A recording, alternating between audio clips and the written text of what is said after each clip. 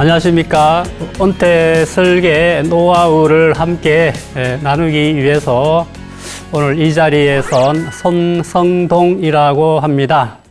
저는 현재 한국연금연구소라는 연구소를 만들어서 운영을 하고 있고요.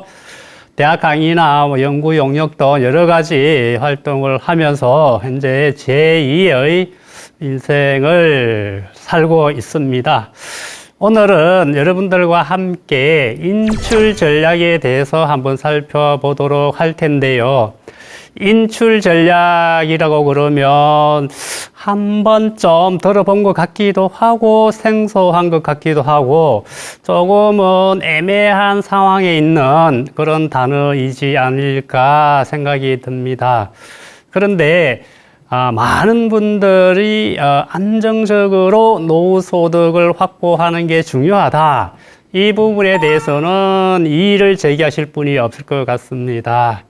그래서 오늘은 이 안정적으로 노후소득을 확보하기 위해서는 반드시 인출 전략을 잘 짜는 게 중요한데 아직까지 이 인출 전략에 대해서 체계적으로 연구가 되었거나 현실에서 잘 이렇게 활용이 되고 있지는 않는 것 같아서 이 인출 전략에 대해서 집중적으로 살펴보는 그런 시간을 갖도록 하겠습니다. 첫 번째로는 이 인출 전략이라는 게 무엇인지 한번 개념적으로 한번 살펴보고요. 이어서 두 번째, 이 인출 전략을 활용을 해서 안정적으로 노후소득을 확보할 수 있는 방법은 뭐가 있을까? 어떻게 하면 안정적으로 노후소득을 확보할 수 있을까에 대해서 집중적으로 살펴보는 시간을 갖도록 하겠습니다. 먼저 인출 전략에 대해서 한번 살펴보겠는데요. 여러분들 인구 구조가 어떻게 변하고 있다. 우리나라가 세계에서 가장 빠른 속도로 고령화가 진행이 되고 있다.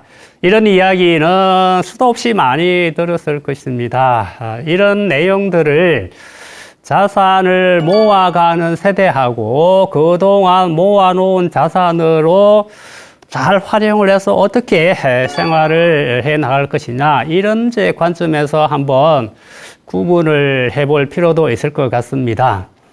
그래서 자산을 축적하는 핵심 연령대를 25에서 49세로 한번 생각을 해볼 수 있을 것 같습니다. 우리나라에서 노동시장에 최초 진입하는 연령이 조사에 따라서 좀 다르긴 하지만 27세, 28세 정도가 됩니다. 그래서 25세가 빠를 수도 있지만 그 이전부터 노동시장에서 소득 활동을 하고 계신 분들도 있기 때문에 그리고 25세 정도가 되면 이제 대학을 이제 졸업하는 그런 연령대이지 않습니까? 여기서부터 해서 49세로 잡은 것은 50세가 넘어가게 되면 여러 가지 이제 일자리의 안정성이 떨어지는 모습들을 이제 많이 목격을 하고 있죠.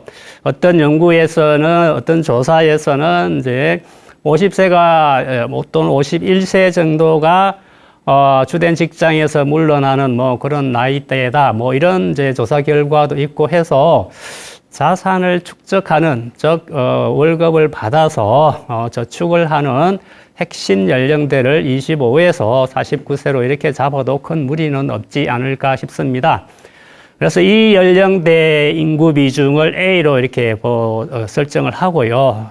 그러면 이 A 연령대의 인구 비중이 보면 2010년도에 41.7%였습니다. 이러던 것이 2030년도가 되면 32.5%까지 떨어질 것으로 예상이 됩니다. 이에 비해서 이제 65세 이상, 65세부터 현재 노인이라고 그렇게 이제 칭하고 있지 않습니까? 이 노인 인구의 비중은 2010년도에 10.8%였는데 2030년이 되면 25.0%까지 급속하게 올라갈 것으로 예상이 되고 있고요. 그 사이 50세부터 64세 현재 주된 직장에서 일을 하고 계신 분도 있을 테고, 저처럼 주된 직장에서 퇴직을 해서 다른 이제 일을 하고 계신 분도 있을 테고요. 뭐 여러 분들이 이제 존재를 할 텐데 요 사이에 계신 분들은 이제 65세 이상 인구와 마찬가지로 지금까지 내가 모아온 자산을 어떻게 활용을 해서 생활을 안정적으로 잘 유지를 해 나갈 수 있을까에 대해서 고민을 아주 많이 하는 그런 연령대라고 할 수가 있겠습니다. 이 연령대의 인구 비중을 보면 2010년도에 18.1%였는데 2030년도가 되면 24.2%로 늘어날 것으로 예상이 됩니다. 그래서 저는 감히 이제 이런 인구 통계 현상을 보면서 지금 우리나라는 자산의 축적 시대에서 인출 시대로 바뀌고 있다, 이렇게 주장을 하고 싶습니다. 그런데 그동안 우리는 이제 자산의 축적 시대에 익숙한 그런 삶을 살아왔고, 그런 습관에 익숙해서 여러 가지 자산 관리라든지 이런 것들을 해왔다라고 할 수가 있겠습니다. 이런 습관들을 인출 시대에 그대로 적용을 할 수 없느냐? 할 수 있는 부분도 있을 테고, 상당 부분은 수정을 해야 되는 부분도 분명히 있을 텐데, 인출에 대해서, 인출 전략에 대해서 잘 모르시는 상황에서 자산 관리에 임하다 보면 축적 시대에 축적된 그런 습관들을 그대로 이어갈 가능성이 있습니다. 그럼 이게 뭐가 문제가 되느냐? 라는 거겠죠. 아마도 인출 시대에 축적 시대의 습관을 그대로 유지를 하다 보면 아주 큰 계산 착오에 빠질 가능성이 높아진다라고 말씀드릴 수가 있겠습니다.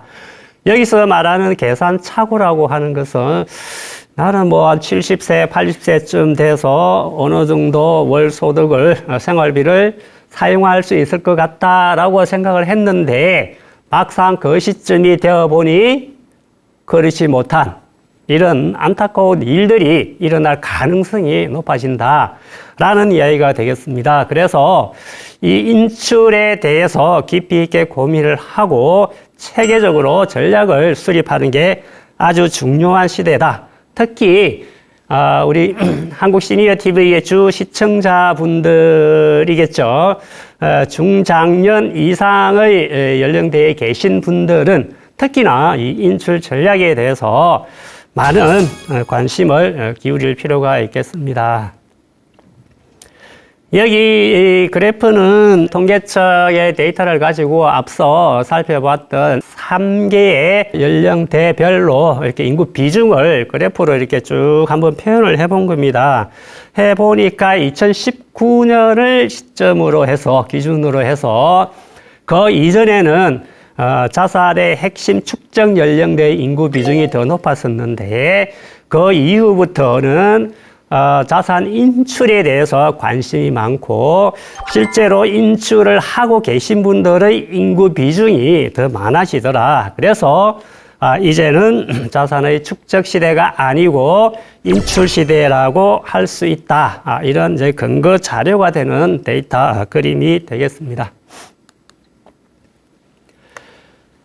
그러면 자산 축적 시대하고 인출 시대에 뭐가 다르냐에 대해서 한번 이제 살펴볼 필요가 있겠죠.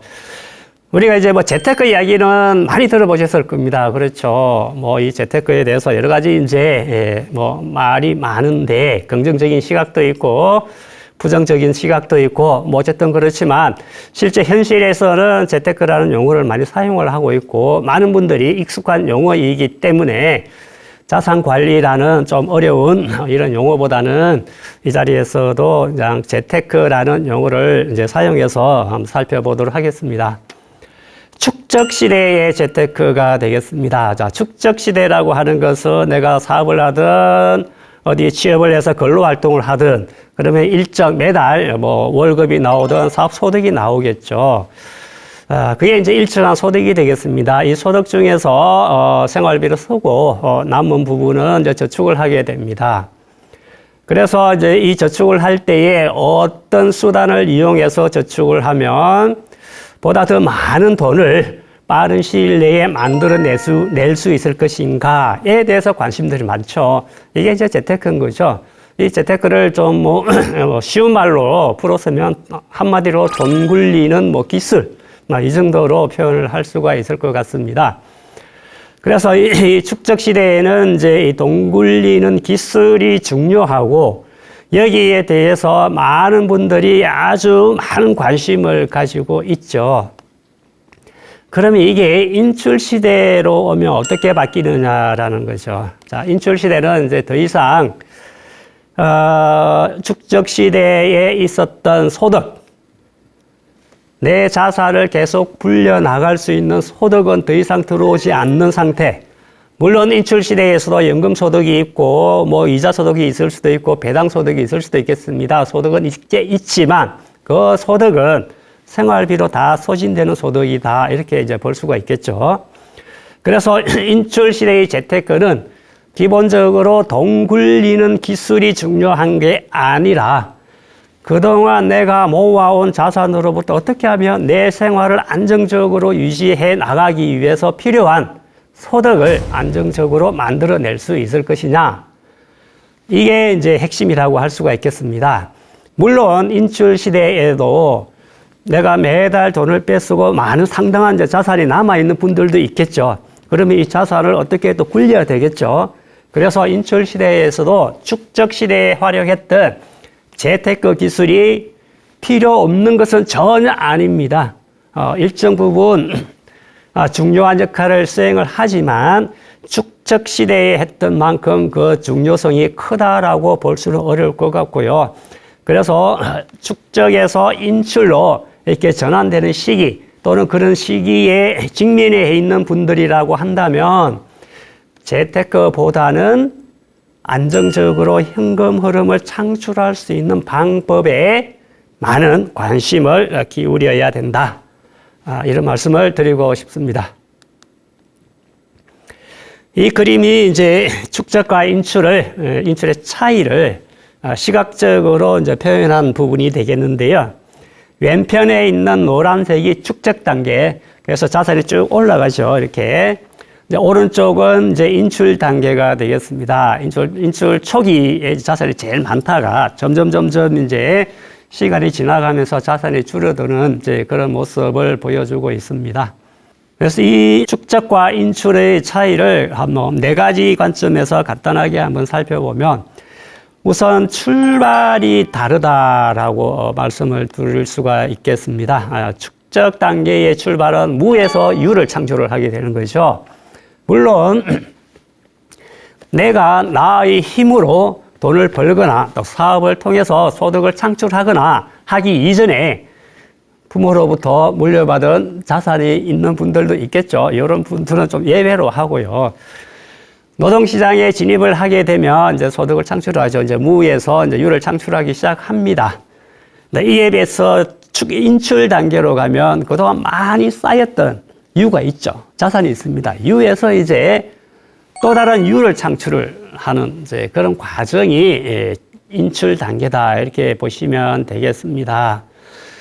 그 다음에 이제 두 번째가 축적 단계에서는 앞서 이제 재테크가 중요하다. 돈을 어떻게 잘 굴리느냐. 이게 중요하다라고 말씀을 드렸는데 이 돈을 그러면 어떻게 굴릴 거냐, 어떤 수단을 가지고 굴릴 거냐, 내가 직접 이렇게 현금을 들고 여기저기 찾아다니면서 이렇게 돈을 굴리지는 않지 않습니까? 일부 극히 소수 그런 분들이 있긴 하지만 대부분의 사람들은 어떤 수단을 활용하죠. 그게 대부분 이제 금융상품이 되겠습니다. 그래서 어떤 금융상품을 내가 선택을 할 거냐, 그리고 내가 선택한 금융상품에 나의 자산의 얼마를 거기에 투입을 할 거냐, 이런 부분들에 대해서 상당히 이제 고민이 많다라고 할 수가 있겠습니다. 그런데 인출 단계로 넘어가게 되면 내가 그동안 쌓아놓았던 자산이 여러 가지 종류가 있을 수가 있죠. 이런 여러 가지 자산 중에서 나의 생활비를 어디서 어느 만큼 빼쓰는 게 가장 효과적일까? 이런 쪽으로 이제 관심을 가지게 된다. 그리고 가지셔야 한다. 이런 말씀이 되겠고요. 세 번째는 이제 세금 문제가 되는데, 인출 단계든 축적 단계이든 세금은 아주 이제 중요한 이제 요소가 되겠습니다. 축적 단계에서는 주로 세테크 관점에서 최근에 시장 상황이 금리가 급격하게 이제 올라가고 해서 시기적으로 좀 맞지 않는 이제 그런 내용이 될 수는 있겠는데요. 그동안 우리는 오랜 기간 저금리 상황을 거쳐왔었습니다. 이 저금리 상황에서는 자산을 이렇게 불려나가기가 상당히 어렵지 않습니까?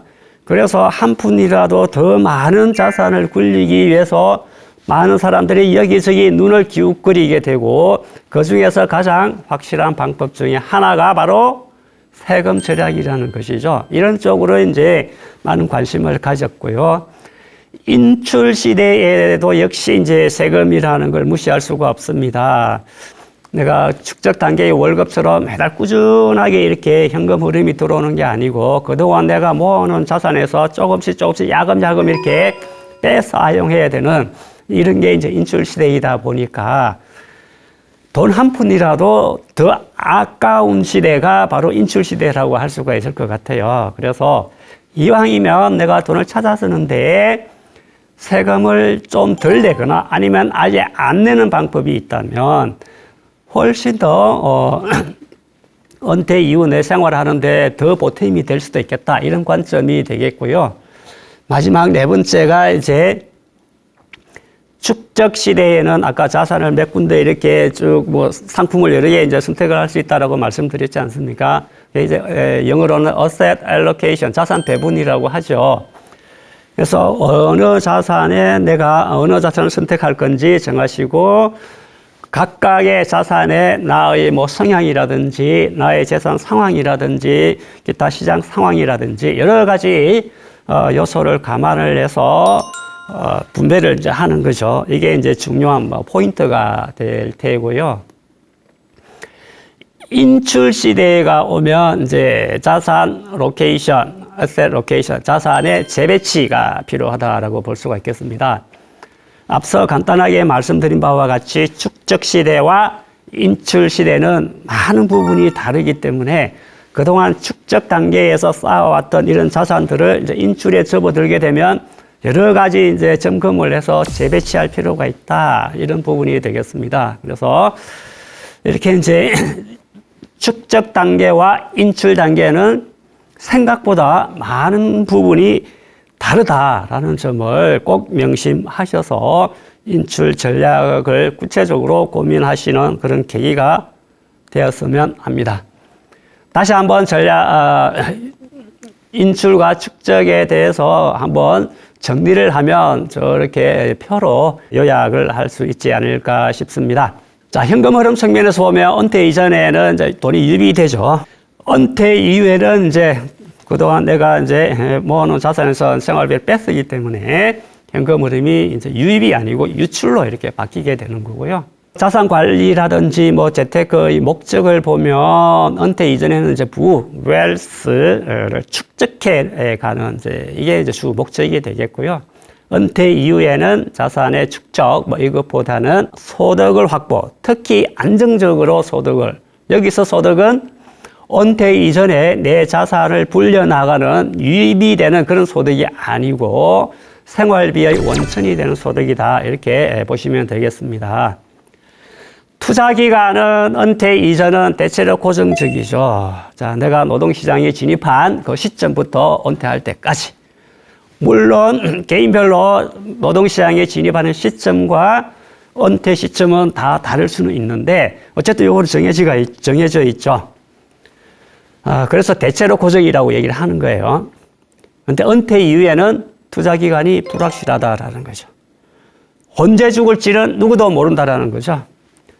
오늘 아침 뉴스에 보니까 세계에서 최고령 인구 사람이 프랑스 할머니 118세더라고요. 그분이 돌아가셨다라는 이제 뉴스를 봤습니다. 이렇게 118세까지 사시는 분이 있는가 하면 뭐 안타깝게 60대 뭐 중반에 이렇게 운명을 달리 하시는 분들도 있지 않습니까? 그래서 이 개인별로 편차가 너무나 크다라는 거죠. 그래서 인출 기간에도 재테크 자산 관리는 필요한데 거기에 투자 기간 자체가 은퇴 이전하고 이후는 상당히 달라질 수가 있다라는 부분도 우리가 감안을 해야 된다라는 이야기가 되겠고요. 자산 측면에서는 은퇴 이전은 쭉쭉쭉 늘어나는 거고요. 은퇴 이후에서는 쭉 계속 줄어드는 이런 단계다. 그래서 축적과 인출은 상당히 다르다라는 부분을 다시 한 번 더 요약해서 말씀을 드렸습니다. 그러면 이제 인출 전략이라는 게 뭐냐라는 거죠. 이처럼 인출 단계는 축적 단계와는 여러 가지 측면에서 상당히 다른 부분이 많기 때문에 내가 설사 축적 단계에서는 성공적으로 자산 관리를 해왔고 자산을 잘 모아 오신 분이라 하더라도 그 전략을 인출 단계에 그대로 적용을 했을 때는 성공하실 수도 있겠지만 그 가능성이 상당히 낮아진다. 그래서 인출 단계에서는 다른 전략, 다른 접근법이 필요하다. 그 접근법이 뭐냐? 그게 바로 인출 전략이다. 그래서 한마디로 뭐 정의를 내린다면 그동안 축적 단계에서 내가 모아왔던 여러 가지 이 정도 이렇게 자산이 있지 않습니까? 이 자산을 가지고 어떻게 하면 내가 죽을 때까지 이 자산이 소진되지 않는 상태에서 매달 안정적으로 소득 흐름, 생활비를 조달을 할 수 있을까? 이런 부분을 체계적으로 관리하고 유지하고 할 수 있는 이런 전략, 그게 바로 인출 전략이다. 이렇게 요약해서 말씀을 드릴 수가 있겠습니다. 그러면 대체 말은 뭐 그럴싸한데 구체적으로 어떻게 하란 말이냐? How to? 이런 질문이 나올 수가 있겠습니다. 여기에는 뭐 여러 가지 방법들이 있을 수가 있습니다. 뭐 있는데 제가 이제 퇴직자 생활을 상당 기간 하면서 제가 실제 경험했던 내용하고 주변 분들의 생활 모습, 그리고 제가 이제 쭉 공부를 하면서 느꼈던 점, 이런 것들을 종합적으로 한번 정리를 한번 해 보니 크게 7가지 단계가 필요한 것 같다. 1단계는 현황 파악입니다. 쉽게 말해서 이제 주제 파악이죠. 너 자신을 알라. 나의 상황이 지금 어떻게 되어 있는지 이 부분부터 정확하게 파악을 해야 되겠죠. 이게 출발점이 되겠습니다. 두 번째 단계는 라이프 스타일을 정해야 합니다. 내가 은퇴 이후에 어떻게 살아갈 건지, 남이 사는 모습 보고 그대로 따라갈 거냐, 아니면 내 나름대로 어떤 삶의 뭐 이렇게 목표라든지 방법이라든지 이런 걸 정해서 뭐 살아갈 거냐, 이런 게 필요합니다. 근데 우리가 이제 많은 뭐 강연이라든지 책이라든지 방송 프로그램에서 보면 저렇게 평균적인 그런 라이프 스타일을 기준으로 해서 설명을 많이 하는데, 여기서는 그런 평균적인 라이프 스타일을 고려도 하겠지만 조금은 더 영어로 하면 커스터마이즈, 맞춤형 라이프 스타일이 필요하겠다. 이런 부분이 되겠고요. 3단계는 이제 공적 보장 제도로부터 내가 확보할 수 있는 소득이 얼마나 되는지, 이런 부분이고요. 4단계는 이제 사적 노후소득, 노후자금원에서 내가 확보할 수 있는 소득은 얼마가 될 건지 파악하는 거고요. 5번째는 이 이외의 자산이 있을 수 있겠죠. 대표적으로 이제 주택, 토지, 이런 부동산을 이제 생각할 수 있을 텐데, 이런 이제 부동산을 통해서는 어느 정도 소득을 내가 확보할 수 있을 거냐, 이렇게 살펴보고요. 6단계는 리뷰하는, 점검하는 이제 그런 이제 단계가 되겠고, 7단계에서는 6단계의 점검 과정을 거쳐서 뭔가 계속 이대로 유지를 할 건지, 아니면 뭔가 보완이 필요하면 이제 보완을 해야 되겠죠. 그런 단계가 7단계가 되겠습니다. 각각의 단계에 대해서 한번 구체적으로 살펴보겠습니다. 자, 현황 파악입니다. 현황 파악에서 가장 핵심이 되는 것은 내가 확보한 노후 자금원이 얼마가 되는지, 이게 되겠죠. 자, 현금 흐름, 너 얼마 이렇게 소득이 나올 것이다. 이렇게 파악하는 거는 생각보다 쉽지가 않아요. 그래서 여기서는 우선 전체 덩치 있죠. 자산. 자, 내가 그동안 모아놓은 뭐 토탈 금액. 이걸 기준으로 해서 한번 적어보면 좋겠습니다. 자, 왼쪽이 이제 핵심 노후 자금원이에요. 오른쪽이 이제 가용 노후 자금원이라고 제가 이렇게 표현을 해놨습니다. 핵심 노후 자금원이라고 하는 것은 주로 이제 국민연금, 퇴직연금, 개인연금처럼 노후의 소득 확보를 위한 목적으로 쭉 확보해 놓은 이제 그런 자산들이 있지 않습니까? 주로 연금 자산이라고 생각하시면 될 것 같아요. 그럼 이 연금 자산에 내가 그동안 뭐 축적해온 자금이 돈이 얼마나 될까 궁금하지 않습니까? 국민연금 어떻게 알아요? 공단에 들어가시면 내가 그동안 쭉 이렇게 납입한 축적된 금액이 뭐 1억, 뭐 2억 이런 식으로 또 알 수가 있거든요. 그 토탈 금액을 한번 적어보시라는 거예요. 퇴직연금 적어보시고 개인연금 한번 적어보세요. 그러면 아, 내가 그동안 살아오면서 생각보다 많이 벌었네, 많이 모아놓았네 라는 생각을 가질 수가 있을 수 있어요. 퇴직이나 개인 같은 경우에는 사람들이 자주 좀 확인을 하시는 것 같은데 국민연금과 같은 공적연금 같은 경우에는 아, 내가 매달 얼마 받더라에 관심이 많이 있지 그동안 내가 여기에 대해서 얼마를 부었는지 이 부분에 대해서는 관심을 잘 기울이지 않는 것 같더라고요. 그래서 아, 내가 그동안 내 노후를 위해서 이 정도 난 노력을 많이 해왔구나라는 그런 부분을 확인하기 위한 차원에서라도 전체 금액이 얼마인지, 소위 말해 자산이 얼마가 되는지 한번 적어 보시면 좋을 것 같고요. 오른쪽에는 이제 그 이외에 여러 가지 저기 예금도 있고 그렇지 않습니까? 우리나라 사람들 이렇게 은행 예금 상당히 좋아하지 않습니까? 이런 이제 것도 있고, 뭐 다른 펀드도 있을 수 있을 거고요. 뭐 여러 가지 이제 뭐 자산들이 있을 수 있을 것입니다. 그럼 또 오른쪽 칸에 이렇게 한번 전체 금액을 한번 적어 보시면 아, 내가 이 정도의 돈을 내가 모아 왔구나 라고 한번 파악을 할 수 있을 것 같아요. 예, 현황 파악에서 두 번째로 중요한 이제 포인트가 은퇴 기간을 파악하는 게 되겠습니다. 사실 뭐 다들 오래 살고 싶어 하지만 뭐 내가 언제 죽을지는 누구도 모르는 이제 일이지 않습니까? 그래서 많은 분들은 평균 수명을 기준으로 해서 내가 몇 살까지 살 것 같아 이렇게 이제 생각을 하고 계획을 많이 짜시는 것 같습니다.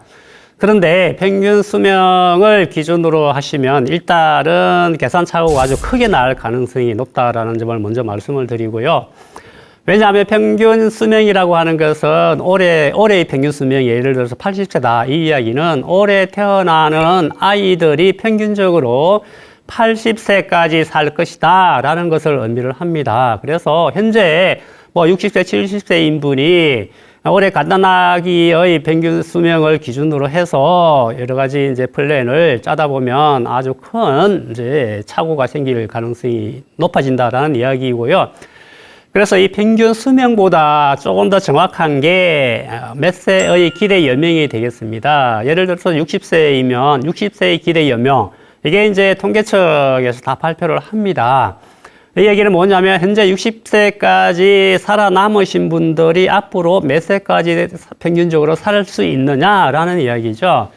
그러면 올해 평균 수명보다는 60세의 기대 연명이 더 길어진다라는 이야기예요. 기대 연명하고 60을 합쳐야 되겠죠. 그래서 평균 수명을 기준으로 하면 일단 안 된다라는 이야기이고요. 두 번째로는 이 기대 연명 자체도 다 전체 인구의 평균 이제 개념이기 때문에 사람들마다 집안의 이력, 병력도 다르고 뭐 유전자도 다르고 습관도 다르고 뭐 여러 가지 이렇게 차이가 크지 않습니까? 이런 부분들을 좀 반영하면 참 좋을 것 같은데 그럴 방법이 없을까? 아쉽게도 정확한 방법은 찾기 힘들 것 같고요.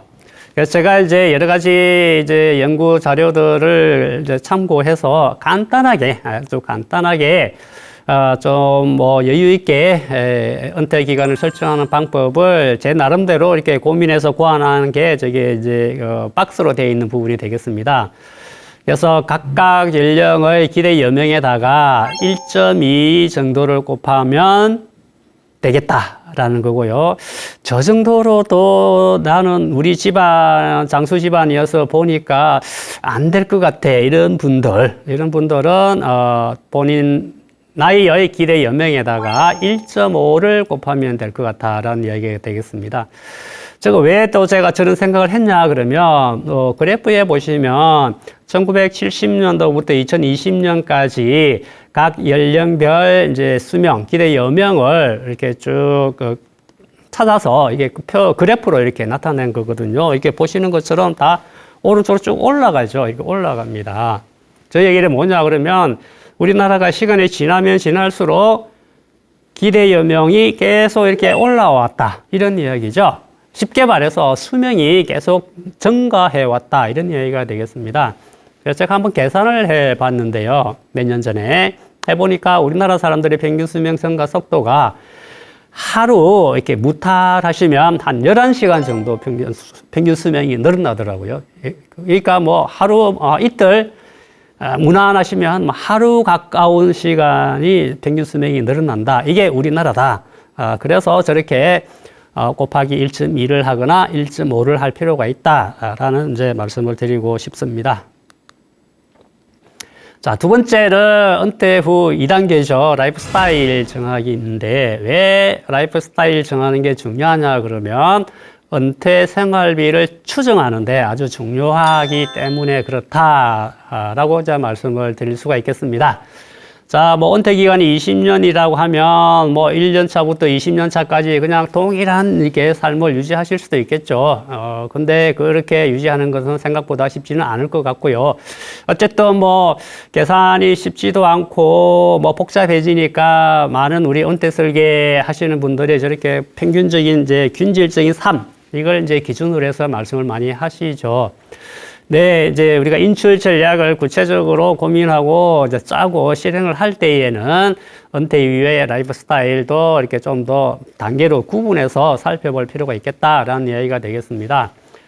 그래서 요즘 이제 뭐 액티브 시니어 이런 말씀을 많이 하시죠. 노후를 좀 더 활력 있게 능동적으로 적극적으로 보내고 싶다 이런 분들을 이제 우리 액티브 시니어라고 표현을 하죠. 이 액티브 시니어들도 지금 뭐 만나보면, 야, 이것도 뭐 좀 다리에 힘이 있을 때 할 수 있는 것이 다리에 힘 빠지면 못할 것 같아. 이제 이런 이야기를 하시는 분들이 꽤 많이 있습니다. 뭐 틀린 말은 아니죠. 그래서 이제 은퇴 전반기에는 액티브 시니어 삶을 살고 후반기에는 레스트 시니어 뭐 제가 붙인 이제 그런 명칭이 되겠습니다. 좀 조용하게 이제 삶을 이제 관주하면서 가족들과 이렇게 소소한 행복을 누리면서 사는 뭐 이런 이제 삶 그걸 제가 이제 레스트 시니어라고 이렇게 이름을 붙여봤습니다. 대체로 저 기준 연령대가 되는 게 뭐 한 75세 전후인 것 같아요. 보통 우리가 75세부터 또 후기 노인이라고 이렇게 이제 부르기도 하는데, 주변에 이제 뭐 이런 분들을 만나보면 75세 정도 때부터 다리에 힘이 많이 빠진다 이런 이야기도 또 많이 하시더라고요. 뭐 사람마다 다를 수 있으니까 참고를 하시면 될 것 같고요. 그러면 이제 생활비 수준은 저렇게 단계로 나눈다고 한다면 얼마가 적정할까라는 거죠. 액티브 시니어 같은 경우에는 아마도 은퇴 전 생활비의 한 70에서 100%. 왜 저렇게 범위를 설정을 할 수 있느냐? 액티브한 활동을 어떻게 설계하느냐에 따라서 이게 범위가 좀 달라질 수 있을 것 같아요. 근데 여기서 우리가 한번 좀 주의해서 봐야 될 게, 은퇴하기까지 이제 자녀 양육비로 계속 일정 금액 이상을 지출하고 계신 분이 있을 수도 있고, 또 주택담보대출 상환이 끝나지 않아서 상환을 하고 계신 분들도 있을 수가 있겠습니다. 이런 부분들은 이제 그 양육비 남은 기간, 주담대 상환 남은 기간, 이런 것들을 이제 아주 디테일하게 이제 계산을 해서 생활비를 추정을 하면 되겠습니다. 레스트 시니어의 생활비는 얼마나 들까? 액티브 시니어의 한 70% 정도 또는 60, 요 정도 선이 이제 적정한 수준일 것이다. 여러 가지 이제 연구를 참고했을 때에 그렇게 말씀을 드릴 수가 있을 것 같습니다. 여기서 또 하나 이제 유념해야 될 부분이 후기 노년이죠. 2단계 레스트 시니어기에 가면 마지막 단계가 되면 대부분의 사람들이 이제 몸이 여기저기서 아프죠. 그래서 집에서 돌아가시는 경우보다는 대부분의 분들이 이제 병원에서 이렇게 돌아가시게 됩니다. 이렇게 이제 병원 생활을 할 때는 또 생활비가 어떻게 되느냐라는 거죠. 여기는 이제 병원비까지 포함해서 생활비를 이제 감안을 하셔야 되는데, 그간에 은퇴설계 뭐 이런 쪽에서 얘기를 하실 때는 생활비, 병원에 입원하기 전에 생활비는 그대로 유지가 되고 병원비가 추가되는 이런 형태로 해서 설명을 많이 하는 걸 아마 들어보셨을 것 같아요. 그런데, 뭐, 예를 들어서 요양병원에 입원을 하게 되면, 예를 들어서 뭐 요양병원 월, 입원료가 뭐 100만 원이다. 그럼 이 100만 원 속에 생활, 뭐 밥값 다 들어가 있는 거잖아요. 그래서 이렇게 이제 유병기라고 제가 표현을 했는데, 저렇게 들어가면 어느 병원을 이용하느냐에 따라서 이제 생활비가 또 올라갈 수도 있고, 그렇지만 제가 생각을 했을 때는 이 내려가는 부분이, 즉, 레스트 시니어에 들어가던 생활비보다도 요양병원 생활비가 더 낮아질 가능성도 상당히 높아 보인다라는 거거든요. 그래서 요양병원 뭐 현재 뭐 이 월 입원비가 얼마인지 이런 것들을 이제 면밀히 또 검토를 해 봐야 할 것 같습니다.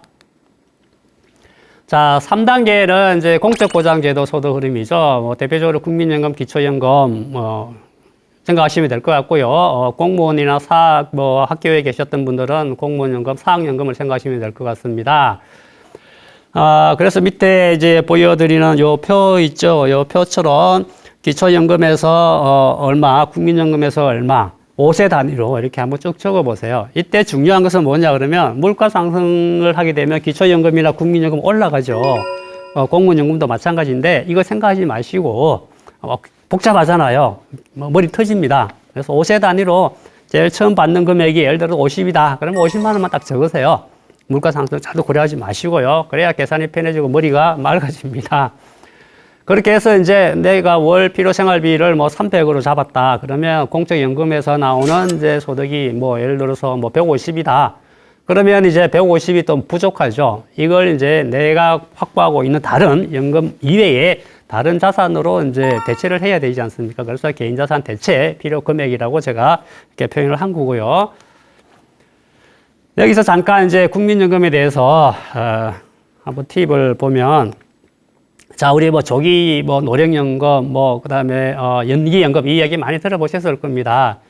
이렇게 쭉 계산을 한번 해보면 조기연금이 유리하냐, 연기연금이 유리하냐, 내가 몇 세까지 받을 거냐 여기에 따라 달라지게 됩니다. 근데 요즘처럼 이제 장수 시대를 생각을 해보면 연기연금이 유리한 것은 사실인 것 같아요. 그런데 이게 함정이 있죠. 바로 이제 건강보험 피부양자 자격 요건에서 이탈할 가능성이 높다라는 거죠. 2022년 9월부터 건강보험 피부양자 자격 요건이 강화가 됐죠. 소득이 그전에는 3,400이었는데 2천만 원으로 줄어들었고요. 재산 요건도 과세표준 금액 기준으로 해서 5억 4천에서 3억 6천으로 줄어들었습니다.